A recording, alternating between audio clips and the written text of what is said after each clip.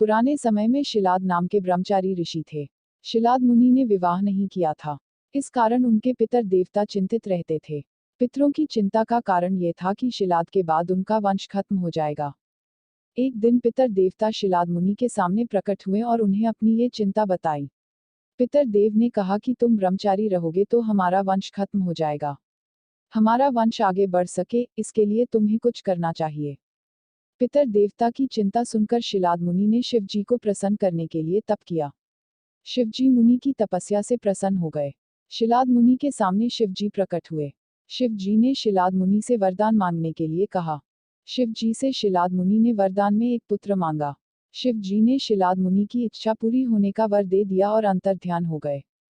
कुछ समय बाद एक दिन शिलाद मुनि खेत में हल चला रहे थे। उस समय उन्हें खेत में से एक छोटा बच्चा मिला। शिलाद मुनि ने उस बच्चे को अपना पुत्र मान लिया और उसका नाम रखा नंदी। शिलाद मुनि नंदी का पालन करने लगे। शिलाद मुनि ने नंदी को सभी वेदों का ज्ञान दिया। एक दिन शिलाद मुनि के आश्रम में कुछ अन्य संत महात्मा आए। संतों ने शिलाद मुनि को तो लंबी उम्र और सुखी जीवन का आशीर्वाद दिया, लेकिन नंदी को कोई आशीर्वाद नहीं दिया। इस बारे में शिलाद मुनि ने संतों से बात की तो संतों ने बताया कि नंदी की उम्र ज्यादा नहीं है, ये अल्पायु है। संतों की बात सुनकर शिलाद मुनि दुखी रहने लगे। जब नंदी ने पिता को दुखी देखा तो उन्होंने इस दुख की वजह पूछी। शिलाद मुनि ने नंदी को संतों की बात बता दी।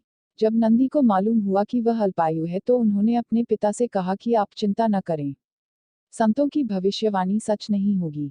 नंदी ने शिव जी को प्रसन्न करने के लिए तपस्या शुरू कर दी। कठिन तपस्या से शिव जी प्रसन्न होकर नंदी के सामने प्रकट हुए। शिव जी ने नंदी से कहा कि तुम मेरे ही अंश हो, इसलिए तुम्हें मृत्यु से डरने की जरूरत नहीं है। शिव जी ने नंदी से वर मांगने के लिए कहा तो नंदी ने कहा कि आप मुझे अपनी सेवा में रख लीजिए। शिव जी ने नंदी की इच्छा पूरी करने के लिए उन्हें अपना वाहन बना लिया। इसके बाद नंदी शिव के वाहन बने और उनके प्रिय गण भी बन गए। तब से नंदी हर समय शिव जी के साथ ही रहते हैं। इस मान्यता की वजह से शिव जी के हर मंदिर में शिवलिंग के साथ ही नंदी भगवान की प्रतिमा भी जरूर होती है। शास्त्रों में बताया गया है कि शिव जी तपस्या में बैठे रहते हैं। ऐसी स्थिति में शिव जी के भक्त जब पूजा पाठ करते हैं तो वे अपनी मनोकामनाएं नंदी के कान में कह देते हैं। जब शिव जी की तपस्या पूरी होती है तब नंदी शिव भक्तों की मनोकामनाएं उन्हें बता देते हैं। इसके बाद शिव जी अपने भक्तों की इच्छाएं पूरी करते हैं। सावन महीना चल रहा है। इस महीने में शिव जी का अभिषेक और विधिवत पूजा करने की परंपरा है।